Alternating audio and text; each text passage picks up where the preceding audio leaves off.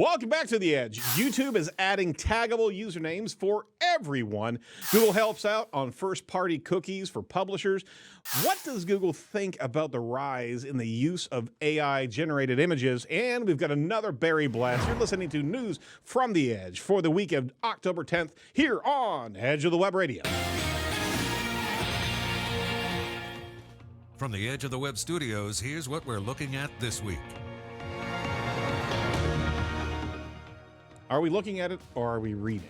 We're reading. We're just not looking at things. We're reading it for you, curating content and delivering it into your ears with our podcast each and every week. This is Edge of the Web Radio. I'm your host, Erin Sparks, owner of Site Strategics, a digital marketing firm here in Indianapolis, Indiana. We're covering SEO, digital marketing news each and every week. We also are doing this separate from our weekly guest interview series as well. So we're trying to get this information over to you as quickly as possible, but I failed miserably this Monday. So, that said, we've got a surprise for you. We've got another individual that we want to bring in here because Morty decides to go have a holiday for like 3 bloody weeks, and I guess we actually have to get some team members to kind of pull his weight because evidently he's not.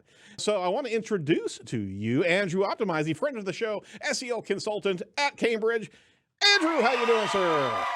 Hey, Erin. Hey, everyone. I'm the British Morty, so yeah. I have to say, like, how about them Steelers? Yeah. Right? Yeah, there you go. I'll try and be less annoying than Morty, but we'll give it a go. So we're going to watch what the obnoxious needle is if you peg about an 80%, right? There we go. So this is the Site Strategics Digital Marketing News Desk of Edge of the Web. Thanks for the title sponsorship site. Our team is actually a dedicated team here in Indianapolis, Indiana, to one of the top SEO companies in the region. Very proud of what they do for our clients on a regular basis. So we're going to talk a little bit more about them during the show here, but thanks for being part of the show site. Andrew, we haven't seen you in a while. Want to come back over and hear where you've been. How have the Andrew Optimisey wanderings been going for you? I've had a lovely few days. I'm just recently back from BrightonSEO, which is a big conference here in the UK on the south coast down by the beach. I've got my BrightonSEO t-shirt on with the seagull. Oh, sweet. So I don't know if you guys ever come across to Brighton, watch out for the seagulls. No joke. They are enormous and they will eat you to get to your food. They'll take your arm off, man. So yeah, this t-shirt is awesome. It says, I love rankings, traffic, links, and chips. And chips. Which is British for fries. I think. Exactly. So I'll translate for you. It's not like I'll roll with it. I'll roll with the language difference. It's fine. We're just going to have the British version of the Edge. You know, we really are. So you had a great experience there. Name some of the shout out speakers that you attended. Oh, there's so many. So it's a really nice thing. I've been going to BrightonSEO for a long time now. So from the tagline for the conference is a long way from a room above a pub, which is where Kelvin Newman and the team started it. And it's now over 2 days. There's many thousands of people that come along. Some of the great talks, I think they're going to come, some of them quite nicely overlap with some of the stuff we're going to talk about in the news. So that's all going to be quite good. But some of the great talks I saw, so Arij Abu Ali was amazing. She always is. Luke Carthy was awesome. Claire Carlisle was moderating their stage. So that room was really fun. There were some really great talks around diversity and stuff that I was listening to. So a chap called Fabio from an agency called Viaduct. I don't know if you guys have seen, probably not because it's UK based, but there's a lady called Rejoice and her friend Wilhelmina. They run Be Digital, which is all about increasing opportunities for Black people in digital marketing. And they were talking some really interesting stuff about how, as a middle-aged white dude, I can be a better ally for that kind of stuff. So that was super interesting for me. So they're definitely worth looking at. That's the kind of conversations we need to be able to have that empower everybody and also gives a stage for everybody to be able, and these are the great things. These conferences, Brighton has been one of the longest standing ones, but hopefully we're going to be seeing these conferences coming back in full force and putting COVID, the entire pandemic behind us, because getting in touch with people, sitting in a crowd and listening to everyone is so different than the Zoom sessions, man. I love what we do over here, but we want to be able to connect with people. That's where we have some great times. And that's where you actually build that camaraderie and trust, right? Absolutely. And that's part of the experience of Brighton for me is, the talks are amazing. The event is amazing. The Rough Agenda team doing an awesome job with the event, but it's those conversations that you have like in the bits in between the talks and like chatting to some of the speakers afterwards. And yes, of course, we're British, so we go to the pub and all that kind of stuff. So all of that, but that's where the good stuff happens. That's what I'm thinking is that we have to record, Jake. We have to go over there in April and record Drunken SEO live SEO in the pub. It doesn't have to be drunken. You can be like, I'm friends with non-alcoholic people too. So You just need to do stupid things while we're doing live SEO on a website. I was gonna say, is it just drunken discussion of SEO, or are we gonna find live surgery on a website? Someone who's willing to let us fix their website while drinking? I love this. In a British pub. Just make sure they back it up before we start. What? Have you seen that, the drunk user testing thing? You can book like user testing for your site from a guy who's had several beers. That's awesome. And so and it's a test of like if your UX is so bad that he can't work it out after. And he speaks like as it comes to his head. Feedback is brilliant. That is actually a really good idea. Why? This is why we're not millionaires. I know. Is that idea alone? We don't drink enough. That's why. Yes. Get right on when that. you do drink, you don't get paid to drink. We got to find a way, man. We got to find a way. All right. Life goals. Yeah. There's a bucket list right there. That's awesome. Well, kudos to you for, you've been a long practitioner over at Brighton SEO, and you've also spoken there a couple times. Yeah. I moderated this time. I've never actually taken to the stage. Oh, come on. Then why not? I know, right? Bucket list. I'm too shy. I'm much better at standing by moderating. I introduce clever people, and then I stand nearby and kind of get kudos by association. That's how I work it. That's a strategy in its own right there. Well, that's why you got me on the show, right, Erin? Yeah. Absolutely. Oh, no. Absolutely. You're in the co-pilot seat now, though. So no backing away. But we do want to make sure that our listeners highly recommend going out to Brighton SEO. It's a fantastic event, and it's held every 6 months, right? Yeah, twice a year now. So the next one's April 2023. Very good. Hey, that's my birthday weekend. That would be awesome. All right. Yeah. Well, you know what we get paid to do? We get paid to actually let loose on the news. So let's get into this stuff real quick. From Digital Trends, Trevor Mogg actually jumps in there. He's sharing with us. YouTube is to overhaul their channel names with @handles for all. The change means that soon every channel will have a unique handle denoted with an @ mark, making it easier for the fans to discover content and interact with the creators that they love. The Google-owned company, YouTube, obviously said in their post announcing the change here. So this is a long time coming, to be honest with you. Every other social media platform literally has handles. Why in the world we haven't had this for the longest time, I don't know. But it would be great to be able to see this type of interaction and be able to shout out the brands, shout out the creators in the comments with the handles themselves. But I hear a gold rush coming on. Every time that there's a new handle acquisition process, right, especially even with Google Business Profiles, whenever they had the shortened URLs, going after handles creatively could very well be kind of rigorous, kind of challenging here. And they're actually leaning into it, sharing that they're going to be allowing for creators with different levels of followers to be able to get first right at these different handles, which I think is logical because you can certainly scoop up some people and have a fracas there out in the field. What do you think about this and the potential gold rush here, Andrew? Yeah, it's an interesting one. I think, like you say, it's been a long time coming. Like, you've been able to kind of tag people in chats on YouTube, with @whoever their username is, and that kind of worked in that sort of way, and then it would highlight their username. So it feels like it's been kind of there in the code for a while, but obviously they've not rolled it out fully for reasons. But yeah, it just feels like they're kind of getting with the program, really. Like, you've always had @Twitter names, Instagram names, TikTok users, they tag people with the @ symbol and stuff. So it feels like kind of about time, really. The gold rush thing, yeah, I don't know. It gives me kind of concerns about like lookalikes things as well. Like, if you can tag people like edge of the web, but then you can make it look like a B instead of an A instead of a B, and I've got a name that looks a bit like yours, but it's not like yours. And then can I pretend to people that I'm kind of but people have been doing that with URLs for a while. Like, fraudster's gonna fraud. Yeah. What are you gonna do? Yeah, exactly. Just hopefully there's some sort of complaint process or feedback loop, because if you're dealing with intellectual property or you're dealing with brand, hopefully Google will actually have some sort of moderator in there that something gets scooped up by accident or maliciously, that there's some arbiter there to be able to unfetter that, right? Exactly. And who's going to get the handle @SEO? I know. AJ Gegrich has got it on Twitter and stuff, but that's going to be like the SEO nodes are all going to be charging in there for that.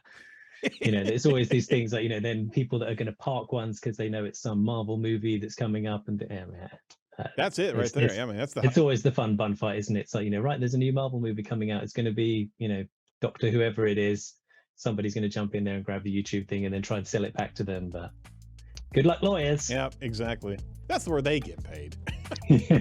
Somebody has to, right? Somebody has to. Oh, hey, you know what? You don't have to pay us for the first hour. If you go over to Site Strategics right now, you can actually jump in and connect with us, and we can actually have a free hour of consultation going over some digital review of your brand inside of the digital space and be able to see some wins that we could possibly send your way during that free consultation. We're proud to have Site Strategics as a title sponsor of Edge of the Web, and hey, we're an 18-year-old digital marketing firm and top in the Midwest here in the U.S. Our focus is technical SEO, entity SEO, SEM, social media management, conversion optimization. That works. We've also developed a pretty unique content curation utilizing our studio and recording practices here. We also produce podcasts. You may have actually heard Surf's Up over at Wix. We've been doing that here for a while as well. So if you're interested in what we can do for you, just give us a call over 877-SEO for Web or 877-736-4932. All right.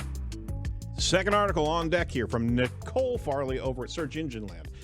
Google's going to be offering publishers first-party cookie support. Google just announced its plans to launch a number of features aimed at helping publishers monetize their websites and increase their emphasis on first-party data relationships. The feature includes support for ad personalization with publisher first-party cookies in Google Ad Manager and AdSense. Now, for those of you playing at home that don't know what we're talking about, first-party cookies and third-party cookies. Third-party cookies are going to the way of the dodo, although I don't know if it's still going to be March 2023. That's kind of, Google stated that it will no longer be honoring that in its Google browser, but first-party cookies have been challenged with privacy issues, so the large platforms are now actually going to be moving away from the ability to actually move ads in front of users collected on exterior websites outside of your own. First-party collection is your own website. You're collecting cookie data from your users, always abiding by ad policies and opt-ins from the users, but Google's actually allowing you to use some of its tools to be able to monetize off of that collection into the Google ad space. However, it will not follow to any other website, so it's really kind of in your ad space on your website and allowed properties of Google. Am I correct there, Andrew? Is that what I'm getting a take on this one? Well, I'm not sure if I mentioned, but I went to Brighton SEO recently. So this is a big thing. So I have a very particular focus on the UK and Europe, and I know that kind of GDPR had some kind of washback for people in the States because there was this whole thing of like, some sites in the US completely freaked out about getting sued by European lawyers. Right. So they've just blocked all traffic from Europe, and there was this kind of weird stasis of like, what the heck's going on? GDPR seems to be good but bad for privacy, and I don't know what's happening. So it's a really big deal for some of the clients that I deal with over here. So I went to a talk from a very smart lady called Rowena Fielding. So at Miss IG Geek on Twitter, if you want to go and look her up. So she did a really interesting talk about this whole kind of stuff. And there was another chap who spoke called Farhad Devesha, and he was talking about the stuff that you kind of covered. Like, Google Chrome is going to join in with this stuff that Apple have already done, where by default, you're not tracking anything. Right. So Google Chrome out of the box will automatically block all cookies. So whatever stuff you're putting, first party, third party, second, ninth, fifth party, I don't know what party you went to last night, it's all blocked. So I think there's going to be a bit of a Armageddon coming for this kind of stuff, where there's stuff that we're kind of talking about as an industry where we use these terms like first party and third party and legitimate interests and all this kind of stuff. And this talk by Rowena, if you get to look it up, she pulls all that stuff to pieces. It's all garbage. What did she say about if you're doing anything that's related to advertising or marketing or it's ad related, you need to get consent, like explicit consent. Absolutely. Automatically ticking the box when you show up on the website, which 99% of websites we all go on, they automatically tick it. You consent, right? Accept all. Absolutely. We never read the legal stuff. Come on. We got to get to the meat of the compliant. It's not compliant. And that's the stuff that then out of the box, Apple and Google, two of the biggest players in this space, are going to be blocking this out of the box. So I feel like this is kind of like, this is interesting for Google to be doing this stuff as first party, but it feels a little bit like moving deck chairs on the Titanic. You're absolutely right. Did she mention anything about FLOC, F-L-O-C, the consortium that Google was actually trying to stoke up with these type of crowd samplings that are anonymous, but they were aligned with certain types of interests? Because I heard... I would hate to misquote her, but so a lot of this kind of stuff, Google are trying to preemptively get out of illegal cases, right? Exactly, yeah. So this whole push that we're having at the moment, so switch from Universal Analytics to GA4. GA4 is the future, and like, don't have to worry. GA4 is not GDPR compliant out of the box. All this kind of stuff that Google are basically trying to ditch a whole bunch of data they've got in their servers that's going to cause them all sorts of problems down the line. I think that's where this kind of purge is coming of like, oh yeah, GA4 is like, we don't have any Universal Analytics data. Oh yes, you do, Google. Oh yes, you do. Yeah, that's right. Even in GA4, you still have to select the segmentation for anonymity. By default, it's not there. So you still have to be in that space and manage that collection, because by default, it's actually collecting IPs and potentially even registered emails. That's a big hairy mess there. But what Google's doing right here, they're allowing these first-party cookie signals to be used for programmatic purchasing, however. So you're still not connecting to third parties. However, if you've got thousands of first-party user cookies, you can still pass that signal of a lookalike audience matching to the user that I've collected on the site. I think that's where things are actually morphing, is that it's no longer third-party, it's third-party delivery of signals that you're curating over time. Did that actually come up at all? Or am I way out of left field? I may be misunderstanding this, but if it's for marketing purposes, even if it's for your own, and you're doing it all on your own server, you can still only do that with consent. Got it. Certainly in Europe. US, I don't know. You guys have your own laws over there. You make stuff up as you go along. So, but it's on a serious, so if it's anything to do with marketing, so the only reason you can do stuff without consent is if it's needed to be functional for the website. Got it. So if it's absolutely mission critical, you have to have this cookie on your machine for our website to work for you. And you get all this kind of stuff like, lots of websites do this. Oh, well, you must accept all our cookies for our website to work. No, you don't. They're just trying to cookie you because they want to market to you. If it's anything to do with marketing and you're doing this to do any programmatic, anything, as soon as you get into that programmatic marketing, you need consent. A/B testing, marketing, you need consent. Anything ad related, you need consent. So given that Google's going to be blocking this out of the box, and Apple already does, and Chrome is a huge part of the market over here, and I know in the States too. Yep. It feels like, you can do this, sure, but you're going to be doing it to less than 10% of your audience. So, and that is the impetus right there for diversification of your platforms, being able to actually own more of the content that's of interest for users, so you can absolutely provide not only great information, but utilizing your own first-person cookies to be able to monetize your platform further and further. But boy, we're all kind of ignoring it at this moment in time. Although, I mean, the big giants are moving. Yeah, exactly. We got our heads in our sand. We if March comes through and we don't have the ability to deliver on third parties, I mean, we've been talking about for a while, where are the mitigation? Where's the solutions out there that are going to complement what we've been doing with our marketing delivery up to now? That it just doesn't seem that there's a straight shot to be able to counterbalance that.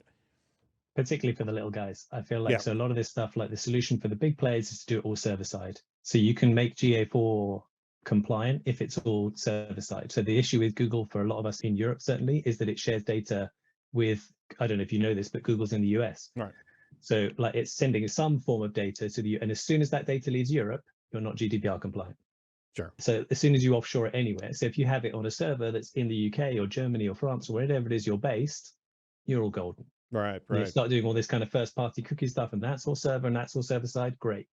How many small businesses are going to be hosting and running their own servers? They're not. And the evolution of the web host environment has been, I mean, for AWS and all sorts of cloud-based services, they're all over the bloody planet. So you've and you don't even know which one. It could be one country 1 minute and one country the next, CDN, depending on where the everything. cloud moves it. Absolutely. Well, this is certainly a space where we're going to be talking about further and further as we get closer and closer to March. I'm thinking that these goalposts are going to be moved a little bit further out because nobody's prepared for this. I'm saying that with a broad brush, but it's still, you start unpacking this and you get panicked because you start understanding the enormity of what's really here. If you're moving ads, if you're using these delivery mechanisms, these platforms, that's all going to be going away. That's drying up. And if you don't have a first-party collection process in place right now, you need to be getting that. All right, there's the public service announcement for for the week. Hey, we are proud to have Page One Power as a sponsor of Edge of the Web new series here. Eager to share what they do for our listeners. Page One Power is an SEO agency based in the U.S., and they're focused on sustainable link building and strategic content creation. With 11 years of experience, they earn, not pay for, not bill. They earn 15,000 links each and every year for their clients. They do custom link building, white label link building for those SEO companies that are out there, technical SEO audits, as well as content marketing. So go over to edgeofthewebradio.com/Page One Power today. You can pick up the 2022 ebook for link building from beginning to launch. Great ebook to gear you into the inbound link journey that you need to set out on if you haven't done it yet into 2022 and 2023. Go check them out. Thanks for joining us, Page One Power, on the show. All right, third article. Jumping over here with Roger Monti from Search Engine Journal. We've been talking about it, and I'm going to be bringing Jacob into the mix on this one. Google on the use of AI images. So in a recent Search Off the Record podcast, Lizzie Sassman and John Mueller were discussing the use of AI-generated images on websites. Some of their opinions might be surprising on how AI-generated text content is actually treated by Google. So the long and short of it here is that if you are automatically generating text content and publishing it, that is against the webmaster's guidelines. I don't know if the listeners actually know this or not, right? It's right there in black and white. In the guidelines on auto-generated content, it says, in cases where it's intended to manipulate search rankings and not help users, there's a big caveat right there, Google may take actions on such content. So when it gets down to, AI-generated content, is that considered spam? Well, there's some insights that John gave regarding the suspicion of possible low or poor quality of the content itself. So this is part of what the helpful content algorithm update was focused on, to be able to kind of dislodge some of the AI-generated content that was out there and kind of demote that from a ranking standpoint. But what happens when it comes down to AI images? We are talking about some really incredible things that are being generated with DALL-E, in a crayon, and we even talked about here in-house spinning up AI-generated featured images for articles to be able to refresh articles across the board there. So is that in the same space, being considered manipulative or spam content? What say you, Andrew? I think this is really interesting because we're told all the time, like, original content, make original content. Right. Google wants original content. We don't want this cookie cutter stuff. We don't want you to rinse, repeat what's everywhere else. And AI images, almost by definition, are original every time, right? Exactly. It's like so NFTs, you put right? So you put in, hey, DALL-E, make me an image of, I don't know, man wearing blue t-shirt that I want to sell. I'm going to get a different one from the one you're going to get, even if you put the same prompt into the same machine a few minutes later. Original content. Google sucks up original content. And then Google says at the same time, oh, AI content bad. And, we've all seen this kind of stuff about, like, oh, well, you shouldn't rinse, repeat, and scrape things and shove that all together. I don't know. It's like, part of me thinks this is kind of Google fainting a little bit. How do they know? How do they know if I drew that, or if I AI'd it, or if my kid drew it, or if I stole it from someone else's website? Okay, maybe they know that one because they can match it up to someone else's website. Right. But if it's AI generated, or if I drew it, how does it know? And to that point, can it actually understand and interpret the AI signals that went into generating that content? Is Google going to get that smart that they can actually sniff out these were the factors that went in, and therefore, because AI is generating from what it knows, and it's understanding from image representation, and it's got a massive pool of imagery, a massive pool of content from an entity understanding, and it's pulling in these pieces and generating it. Well, those pieces still exist in the ecosystem somewhere, right? But this is the other stuff that freaks me out about this, though. So you saw the talk by Will Reynolds. I forget which event he was talking at, but where, like, he showed a picture of a black guy wearing medical scrubs. Right. Oh, yeah. And fed it to the AI machine. The AI said street fashion, and he literally crudely colored in the guy's face white. And the AI says, doctor. Oh, my Lord. It's like this, literally the same person with the same clothes. And it's just like, because AI is great, right? The machine never makes mistakes. But the machine's all programmed by middle-aged white dudes like me. And it has some inbuilt biases and some serious problems that come with it. So right. You can do all this kind of AI-generated imagery and things, but at what cost, and what are the risks? And I don't know, it still feels super messy to me. I mean, the bit you kind of quoted about how Google says, like, oh, anything that's intended to manipulate the rankings. Mm-hmm. if we're not going to manipulate the rankings, I'm out of a job. It's like, that's what we all do, right? We're That's all our goal, manipulating. yeah, We're exactly. trying to in some kind of way. Sure, you're kind of like not doing it in a spammy, scrapey, junky kind of way, or you're not supposed to. But there are lots of people out there that are currently spinning up websites with entirely AI-generated written content, and it's ranking. So Google is saying one thing, and the rankings are saying another. One of those two things pays my bills, and it ain't Google. So it's those kind of things where it's like, I don't know, there's some really fuzzy areas around this. So there's a really good quip. So I'm going to steal someone else's content because that's what AI does too, right? There's a very smart man over here called Mark Williams Cook, who works for an agency called Canada. And he was talking about this kind of duplication of content. Mm-hmm. And he said on this great tweet, I'm literally going to read it word for word.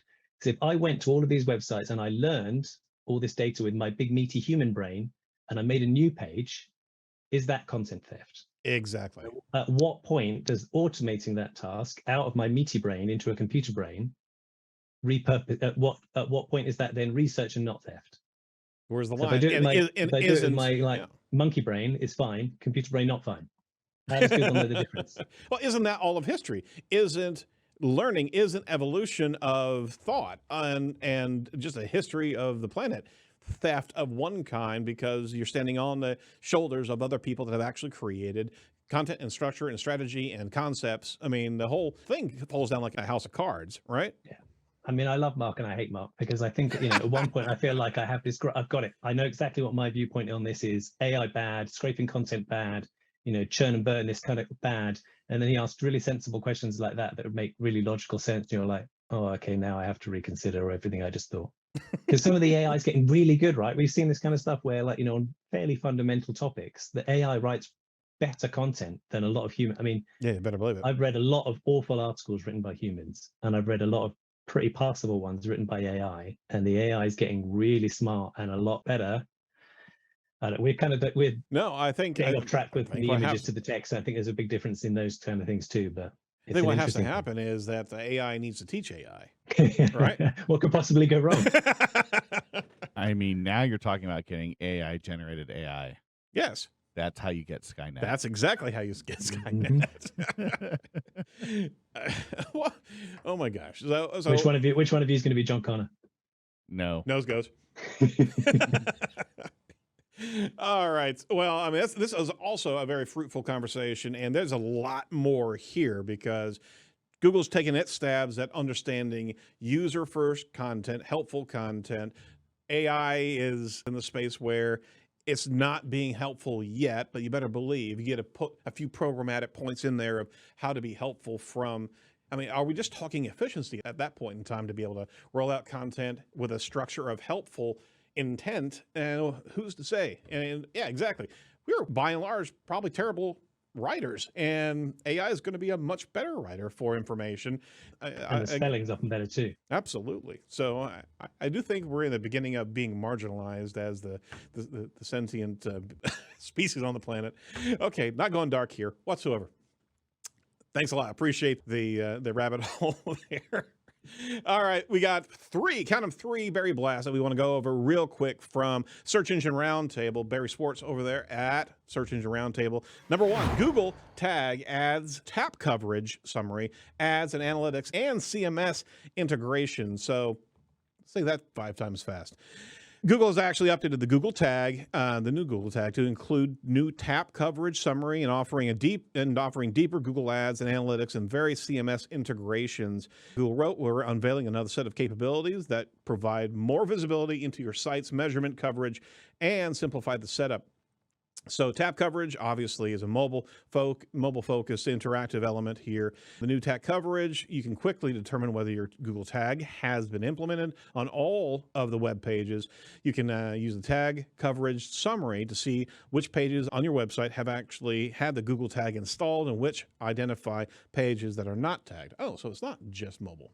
This is kind of an overage measurement of where you are possibly anemic with the tag. Summary actually shows you tags that are implemented in suggested pages, which can also be added into the summary to understand your tag coverage on these pages.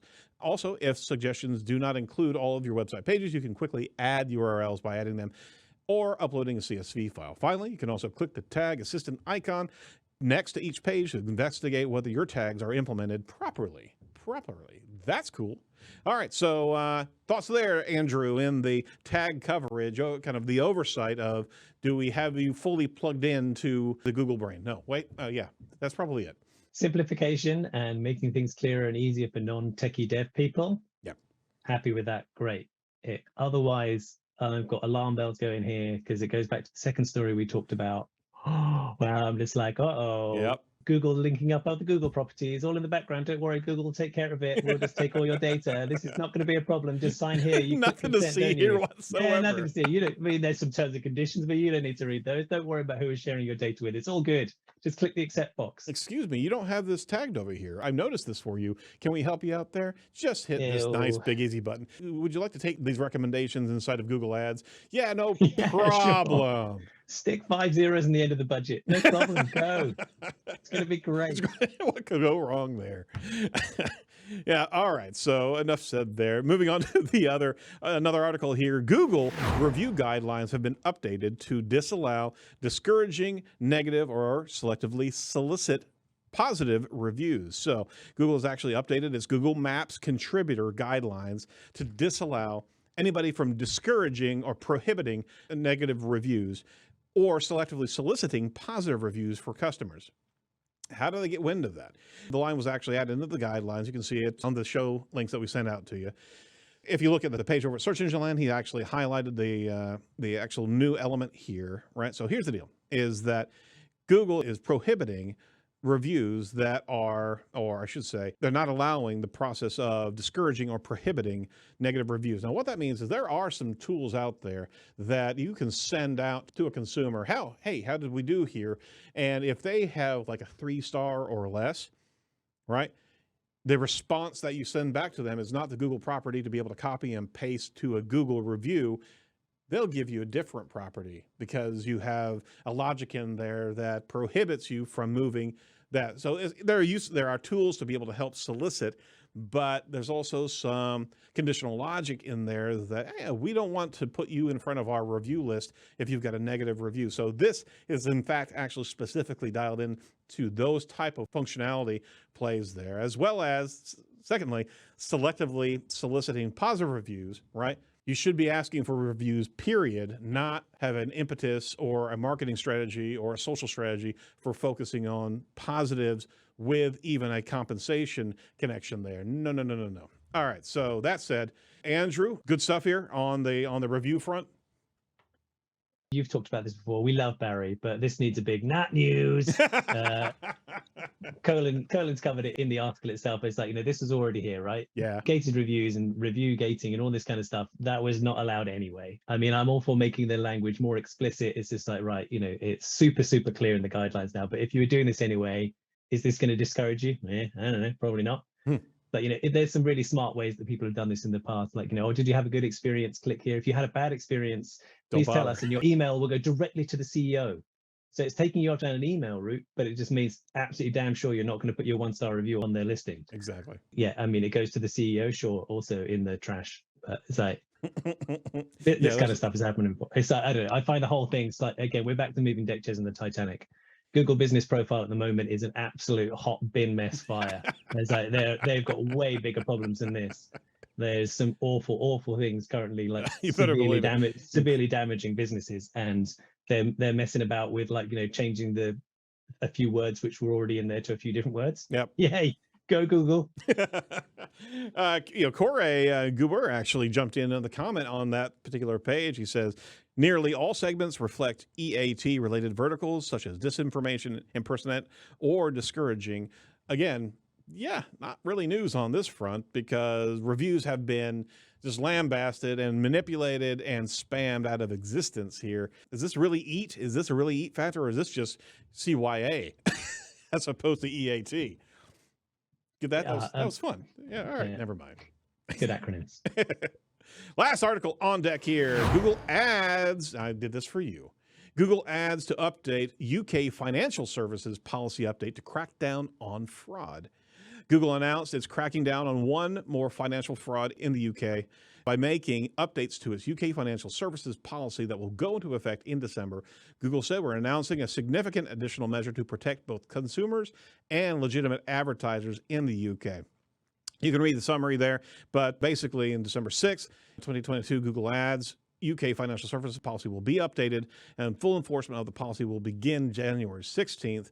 So debt services and any type of solicitation on that, insolvency practitioners will no longer be able to run debt service ads in the UK after this change. Exempt professional firms and recognized investment exchanges, the Google Ad UK financial services verification requirements will be updated to allow advertisers that are included on the UK Financial Conduct Authority financial. Oh, never mind. It's all right there on the article. But basically what they're saying is you got to be verified before you can be advertising in the space. You cannot execute and solve any type of debt advertisement in the scope of their new policy under financial services. All right, I'm going to give it to you because I'm in a downward spiral, Andrew. Help me out here. It says UK, right? So this is me. This is you. Yeah. So, okay, broadly good. I mean, this is stuff where if you're one of those people that are a fraudster who's preying on people that are already in debt and you're aiming at them with ads around insolvency and you're going to make their life worse, then shame on you. Think about your life choices anyway. But is this really going to stop people that are doing that kind of stuff for a living? Probably not. I don't know how strict the verification process is. We've all seen, Google verified things that are, not worth the paper they're written on. Mm-hmm. But I'm not going to do Google down too much with this. I mean, they're trying to make steps in the right directions for the right reasons. And if this makes it 1% better for 1% of people, then great. I think, it's interesting that they don't cover. This is all stuff about people that are already insolvent and massively in debt, but there's nothing here about the loan shark companies that are still ranking number one on Google for loans with 500% APR interest rates and all this kind of stuff. If you're seeing ads for insolvency, that ship has sailed and you're in big trouble anyway. But they're making a good step in the right direction. So I'm going to tip my cap to Google on that one. It's like, they're doing the right things for the right reasons. Okay. The verification services are legitimate and are valuable, and it's high time that these type of professional services have the same type of thing that's going on in other areas. I mean, legal services have actually had to really step up their game from verification here in the States. I don't know about the UK, but this is by and large the space. I mean, you're seeing it on all fronts. No third-party cookies in the privacy side of things, and restricting and verifying more and more companies to be able to run any type of ads, especially that could be considered predatory. So we're getting tighter and tighter in that space, which is a fantastic thing. But you're still seeing Google SERP results rife with so many poor loan websites out there, to your point. So SERP results are there as well as the ads. So there's got to be continued clamp down on this. And again, there's a conflict of interest because there's money at stake there, loads of money at stake. And you kind of want to sniff out who are they actually really clamping down on, and where's the stockpiles of money that would actually be disappearing if it was a wholesale removal of that type of predatory loan practice. And no conspiracy there. I'm just kind of saying. All right. So that said, we do want to make sure we reference one other sponsor. We put them at the last bit of the list here, but we really do love InLinks. InLinks is a fantastic sponsor for Edge of the Web. They've been with us the entire year. Did you know that entities play a major role in how search engines actually understand and rank content on the web? Optimizing your content around keywords is a thing of the past. Don't do it anymore. You should be focusing on entities and helpful content. Want to make sure that you hear that. It's now time to add entities into the mix and reach higher rankings using InLinks, an award-winning software in entity SEO. They provide some expert-level data to build your content around any keyword, so Google will have a better understanding of the content in the context of your articles. They have a fantastic keyword research tool, and super big fans of Dixon Jones over there, what he's been able to do with Fred over at InLinks. So go over, check out InLinks, edgeofthewebradio.com/InLinks to be able to claim your free InLinks account and start creating great content that will outperform your competitors. Andrew, have any familiarity with InLinks over there?